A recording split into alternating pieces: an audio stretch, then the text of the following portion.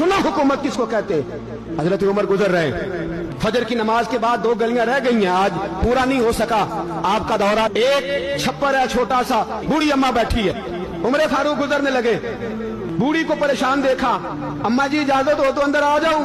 बूढ़ी कहने लगी चल दौड़ जा, अपना काम कर, क्यों इजाजत दूं? तेरी मेहरबानी अम्मा, आने दो। क्या दौड़ जा? तेरी मेहरबानी अम्मा, गुजारिश है, चलो आ जाओ। अंदर आ गए उमर फारूक। अम्मा क्या परेशानी है, क्या बात?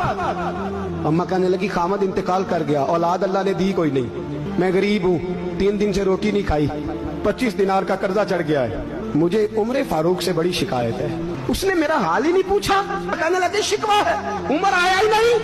तो उमर कहने लगे अम्मा उमर को क्या पता कि तू इस हाल में है? कहती है नहीं पता उमर को, तो उमर से कहो छोड़ दे हुकूमत, उसके हवाले करे जो खबर रख सकता है। हजरत सैयदना नाफे फरमाते हैं जिसके सामने किसरा और रूम के बादशाह कांपा करते थे, मैंने उस उमर को बूढ़ी अम्मा के सामने कांपते हुए देखा।